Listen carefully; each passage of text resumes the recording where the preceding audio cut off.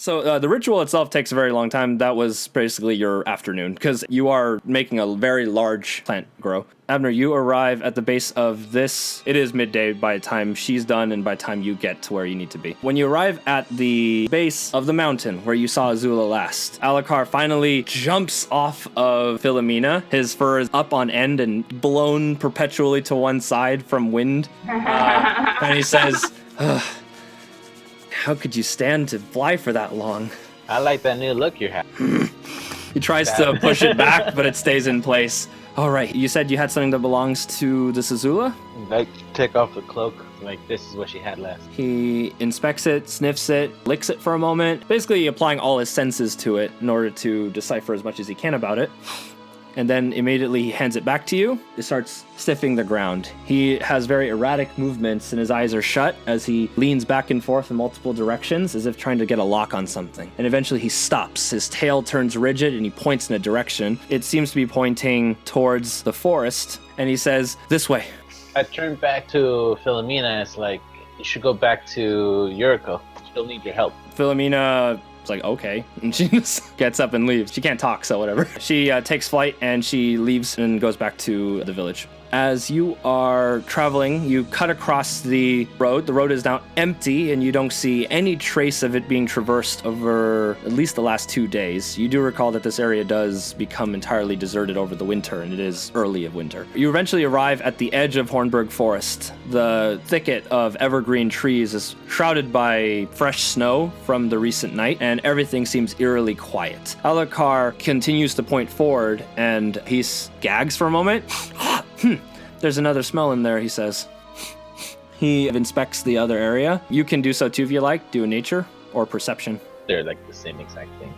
21. On one side, you see against one of the trees, there's like this pile of broken ice, as if something made of ice has been shattered and left there and it never melted because it's really cold. And there's a pair of humanoid tracks directly adjacent to this pile of ice. Alucard finds a large dent in a nearby tree trunk, like as if a large cudgel had come in contact with it and like almost bent the tree inward. Again, another pair of bipedal tracks, however, they look hoof-like. There are others. Who are these? Just an old friend. I don't know who the cow is, though. Are they friendly? They're not bad people, but they're not friendly.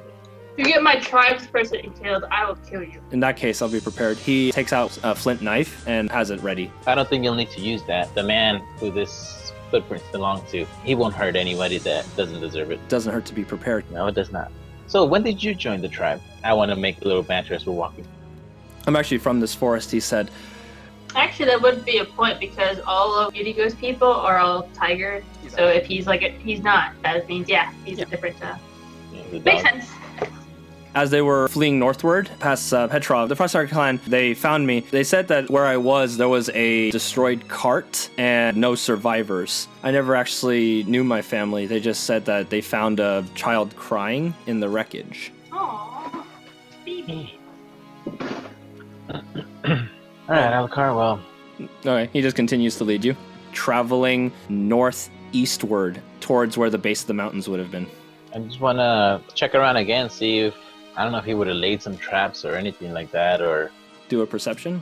22. Alucard is leading the helm right now, so as he's walking forward, sniffing the ground, he is attempting to track things. He's not being quite as observant with the physical world as opposed to just what he can smell. So you see him approaching something that looks like a rope tied around a stick that's being wedged inside of a nearby tree, creating some sort of tightrope across the ground.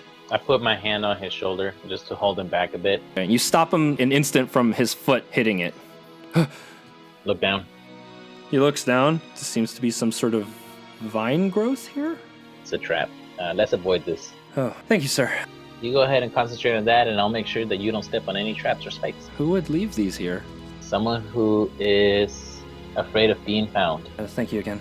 And he continues to look for a way out. As you're walking past, you look at the trap. He rigged a very large log to swing out past these two trees. You look at the log that's been lifted up high. It would have slightly grazed your head, but it's taller than you are, so that wouldn't have really hit you, even if you did trip it. There's no way that they could know that we're following them, right? From the smell of it, I think they're too far ahead.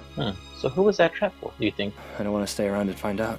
What do you know about the ice giants? Frost giants, from what I've heard, they're from the Elifu or Vitor Mountains. Even during the hottest of seasons, when everything else is lush and green, they're always encased in ice. The meltwater feeds the valley and keeps it alive, but it also plants the seeds for these creatures. After millennia of being trapped in those mountains, Isvander's presence is still there, and it still has dominion over these creatures. At least that's what I've heard. Would you be able to sense one coming? I can't smell ice, he says, but I can hear it. Can you hear any of them right now? No, I don't hear anything. I don't hear birds chirping, anything on the ground. It's all empty here. Let's keep moving. I get chills in the back of my neck. It's like, yeah, let's keep moving. All right, so you're deep within the woods, following what appears to be some sort of trail that's been carved out by massive footprints. At this point, you have lost visual track of the two sets of footprints, the hooves and the humanoid, but Alucard still has their scent. And of course, Azula's scent. As you trek across the icy landscape, you find yourself losing your bearings within a seemingly endless forest of pine needles. The greenery looks identical in all directions and stretches as far as you can see. What do you do, Abner? I want to use the shared sight. You peer into your shared sight, the world peels away, you open your eyes again, and you're seeing through Azula's eyes. You hear this massive scuffle of a melee. Azula is still lying on the ground, it seems, and she's still bound and has a muzzle on her face. Before you, not 10 feet away, there is a ice giant with a massive axe walking towards her, intent to chop her head off. It raises its axe above her head, a crossbow bolt pierces the side of his head, and he shatters into a million pieces by the side. Dean runs into sight, and by her side, you can hear the voice of the Minotaur in the far off distance. What are you doing? Leave her! You hear him struggling with his own, and you hear another shattering of ice. It sounds like they're surrounded and they're fighting their way off. Dean looks into Azula's eyes. If I let you go, don't eat me. And he takes a knife out, undoes her shackles. I hope you're trained to fight. He cuts her free, and she comes up too. As he's standing above her now, a spear is about to stab him on the side of the head, and Azula lunges forward, catching the arm of the creature. She pins it down, grabs it by the throat, and thrashes her head to both sides. When she does that, the creature shatters in pieces. Good dog. She sits back up and looks straight at Dean. Dean looks back at her, and they continue fighting. I come back. They're in trouble. We have to hurry. So I kind of want to like double time. As you approach, you can hear the sounds of distant struggle now. You are getting near. Do a perception check. 33, natural 20. Nice. You spot several tracks at the muddy snow at the base of nearby trees, here and here. The footprint is large and deep, indicating the threat is heavy built and large. Above you, you can hear the faint and distant screech of some unknown bird. Your eyes meet with a large hawk-like creature with white feathers and icy blue eyes. It circles the area and watches you, surveying your every move. Your gaze returns to the forest, and you see sinister figures emerging behind trees all around you. And at the far-off distance, you see the shadow of a massive direwolf. Beside her, there are two humanoid figures, so go ahead and roll for initiative, and Alucard will do so as well. I'm just gonna say, like, Alucard, if you wish to hide, I won't blame you. As a matter of fact, I would much prefer it. But you're surrounded and you're alone. I will not have you dying for my sake. Plus, if you die, I am guaranteed to be killed by Yuriko, so... He actually laughs. He says, not stupid, you know. I've seen the way she looks at you. She'll kill me if I leave you to die too. He starts to back off, but he pulls out his sling. I'll do what I can. He's gonna help, but he'll try to keep out of the melee. Abner, have at it. I'm gonna use Twin Strike and this one right here. Yes. And this one right here. Got it. All right, so you shoot both the ones flanking you. Go for it. 36. That is a hit. Next one. 30. That is a hit as well. I have First Strike. At encounter start, get combat advantage against foes that haven't acted yet. I get my sneak attack damage. 23 damage, and then another 6. Wow, I rolled 2 ones. Wow. 6 damage for the second time. The first crossbow bolt strikes the creature in midair, and it shrieks in pain, dropping half of its altitude before righting itself. The second one, you graze with your bolts. You're having a little bit of a difficult time aiming your shots, but you're getting used to the way they move. They move very erratically, attempting to throw off your aim. That's it for now. Keeping my ground. Alucard will then act. Alucard's turn. He loads his slings with rock. He mutters a little incantation, and when he swings it, it throws this missile towards one of them. It poofs in front of them. It doesn't seem to hurt them very much, but this one is dazed by the strike. He peels back a bit, trying to get some cover, but keeping within reasonable distance from you. One of them aims his spear at you, hawks, and aims his chill shards at you. Just me. Oh. As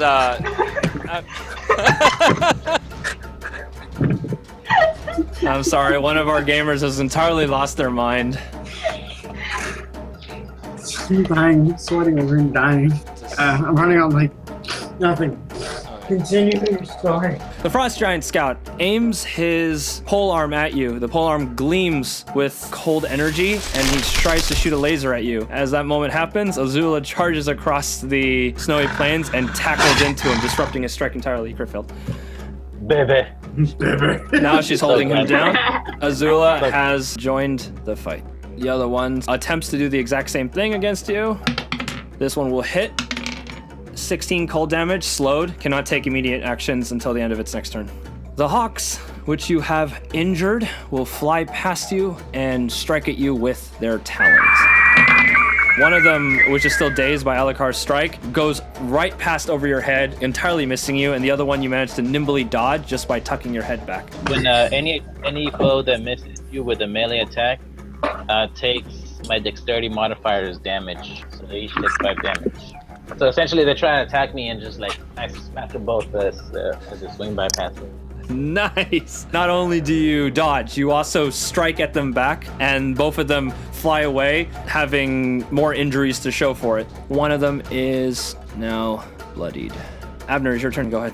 I want to try and kill one, so I'm going to use Slight Flourish against this guy right here. 25. That is just enough to hit. 18. After being cut by you and shot by you, the creature is flying very erratically. However, you're able to draw a bead on it, and you plant a crossbow firmly into its back, and it shrieks once more. Now it is flying very weakly and barely be able to keep up in the air. Yeah, I should move.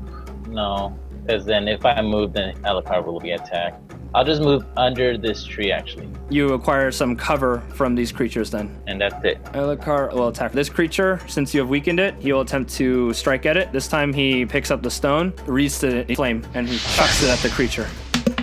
He's awesome. Feathers, beak, and talons and all just poof into this cloud of snow as he fells it. And he, realizing that he just might have made himself a target, runs and hides. Good. He drops down on all fours and slinks away into this tree. You see him last there, and he disappears. This one, angered that his bird died, returns to this part of the forest and shouts into it, "You killed my bird! I'll rip your guts out!" and he swings at the nearby trees and hits nothing but air. It is occupied. This one, now engaged in battle with Azula, aims his great spear down and attempts to stab it onto Azula's back to free himself from her grasp. That is a hit. You can hear Azula howling in pain, and she releases him, and he pulls his blade out of her back. She's visibly wounded now. You can see blood pouring out of her wound and across her blue and white fur. However, she manages and holds her ground and growls at him, furious fumes of smoke wafting from her open maw. Are you so eager to be put down, mongrel? She won't die. Azula bites down on him to hold him down into place.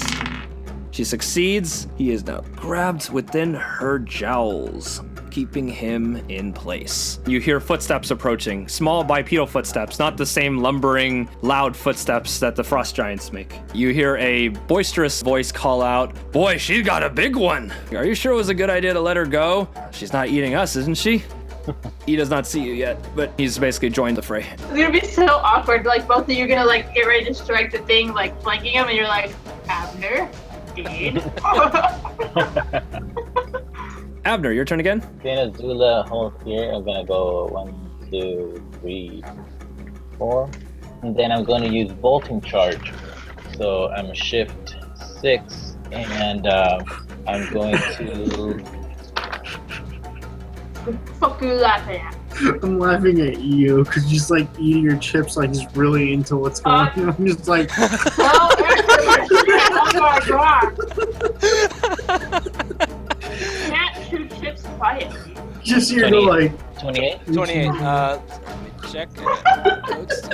28. That is enough to hit the scout. Cool. You vault over any obstacles that are in the ground, sliding across the snow like a savage wind, and you arrive on the opposite side of this giant. He doesn't see you as he's still fighting the beast that's holding his leg in place. You plant your weapon into him. Go for it. You guys are gonna like this. 40. Jesus Wow. Christ. you're cheating. I don't think he did enough damage. Okay, well, you bloodied him. As he's attempting to hold his own against this beast, you provide her necessary backup. What do you do to him? I see him as it's being held down. I run and then I start vaulting, and then like as I come down, strike straight down into its back as it's being, beaten down by her. After doing that, I will use my minor action for another attack, low slash. It's technically 28. That is a hit. Go for it. So roll, and why do I keep rolling once? So that's 10. But if you're flanking the target, the attack deals extra damage equal to your strength modifier or charisma modifier. I'm gonna choose charisma modifier, and it's gonna be a +4. He's slowed as well. You rush to Azula's side. You stab him in the back once. He rears back and lets out this thunderous roar. And as you drop to the ground, slash him behind the knee. And he drops, but manages to hold his own. He's still held tight by Azula. Dean, seeing that the giant is still being held, runs over and attacks the creature. He runs at it with a long sword held aloft. The blade itself is blackened and has a draconic looking hilt on it, like as if a blade is erupting out of a dragon's claw. I want it. Well, this is awkward. You see the outline of a figure to Azula's left, shrouded in a black cloak, but seemingly friendly, as he looses a sword at the frost giant, plunges deep into the creature's chest, and the creature also once again roars in pain. You cannot see his features quite yet. Alucard continues to hide. Esteron smashes another one of the frost giants that are in his way. This one, who's standing beside you, turns around and attempts to knock you off of him with his great spear. What is 29 versus your AC? Oh, I forgot to mention, vaulting charge. It gave me bonus to AC equal to my charisma modifier. I have a +6, so right now I'm at 33. He attempts to stab you with his great spear, and with a bold smirk, you just dodge it like you saw it coming a mile away. He also gets 5 damage of rip hooks. You twist the knife as he attempts to turn around and stab you, and break off a chunk of ice out of his back. Sweet. So this one, realizing that his ally is in very deep trouble, gives up his chase of this child here, and instead moves his speed That's some very big strides. and stabs over this barricade with his reach great spear, attempting to skewer you. Don't do that. Don't do that. Stop it. Stop it. 36 versus your AC. God damn it. Yes. 29 damage. I want to use that necklace. Remember that we had? Yeah. That essentially makes us Makes you, incorporeal? You take half of it in that form. All right, so you invoke the Reaper's Necklace, and when you do that, you feel the blade piercing your skin, and the rest of it phases through. You still take half of the damage, though, so 14 damage. He pulls it out, frustrated that you managed to thwart them once again. Whew. The Frosthawk that's still alive will turn its attention to you as well, since you are still the only one, and will attempt its Ice Talon Rake once more. 1, 2, 3, 4, 5, 6, 7, 8, 9, 10. It appears on this side, and talons fly past your head. 39 versus AC. Yes. You're gonna take 23. That's only half, so 11. You're still incorporeal. On her turn, Azula thrashes her head once more. The ice giant's leg snaps off. The rest of his body glazes over like the ice frosting, and he falls backwards, shattering into countless pieces, removing the shroud between you and Dean. Dean pulls his blade out and shakes off the ice that was clinging to the blade, and he looks up. You and his eyes make contact. Abner.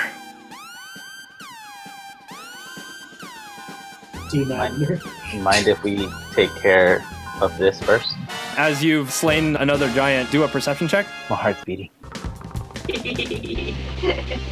Your heart goes doki doki. It's going super doki. 28. You hear that same roar again, this time much clearer, coming from the south end. You don't remember what it is, but it's big. I am distracted. Dean looks like he's ready to dash at you. Abner, act. Oh, shit. I am going to... I'm scared. I'm gonna shift, and I'm going to attack with Slight Flourish. Ooh, crit fail. I'm going to do the thing where I use an action point.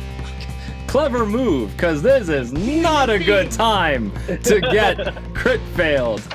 Go for it. Roll again, please. Don't roll another one. Alright, oh, it's actually 29 because of combat advantage. That is a hit then for the scout. Go ahead. Also, Shadow Assassin's action. When you spend an action point to take an extra action, you also gain +4 bonus to attack rolls until the start of your next turn. Oh, okay, well. There we go. I accept this offering of Kitty. Go ahead. I am 41. 41 damage. Jesus Christ. Okay. Jeez. I was, just kind of staring at Dean. Since I shifted, I'm gonna make it so like he tried to do it, and I just kind of tumbled behind it and managed to stab him right through his chest, shoulder, whatever. You've managed to get past his great spear's range and stabbed him with the sword of Bahamut. Dean stares at you with murderous intent. He holds his sword in two hands, but he does not make a move. Elhokar, now that he is no longer in danger, moves out of his hiding place, and he looks back down the way. His eyes become glassy in shock, and he just lets out one word: run! Okay. This one, with your sword still deep in his chest, he lets out a laugh. We are many. You are surrounded. Can I shut him up or something? Or As he does that, the Frost Hawk that he controls swoops in behind you. Dean dashes forward and cuts it with his sword. In a single strike, the bird shatters. If anyone's gonna kill you, it's gonna be me. it's like, Then we should go fight that- the leader. that's reassuring. Shall we go? Let's. This doesn't change anything, you understand? I wish it would. Alright, so I yell, Elhokar, let's go. Way ahead of you. He sprints into the forest. The frost giant that you've damaged, he's basically alone, so he's very diminished and weakened. All he's doing is just maniacally laughing right now as the storming and the footsteps get louder. I just want to kick off of him and then like land on Azula. You land onto Azula's back. Yeah, so I'm just gonna be like, do you need a ride? Do a diplomacy. 30. He's still holding his longsword. It's still dripping water. He instead sheaths it, and he says, "We'll finish this later." He accepts. We just want to run away from the screaming. Behind you, you can see in the distance tops of the trees being pushed aside as those footsteps, rumbling footsteps, come closer, and the roaring continues in droves. You manage to escape. Woo! Isn't it interesting just having Dean on the back of Azula with me? It's just like That's a little, easily yeah. just staggered. Just like, Yeah. this is awkward. Yeah. No, that's Like, he'd have to hold on to you, wouldn't he? It's good to see you again, Dean. He doesn't answer. He doesn't say anything back. I just feel his hands closing around my neck. He hates you, but he's not stupid. He's not suicidal. Yeah, I'll still keep a hand on the dagger, Good call. like on the side, essentially, as I'm riding. As you're running through the forest, zigzagging on Azula's back, eventually you do see Elhokar in the distance. He is in his cat form, seemingly blending like a white streak, and barreling through the forest as well. Asteron has dropped to all fours and is galloping across the land as well. Elhokar says, "Follow me. We gotta get back to the village now." I follow.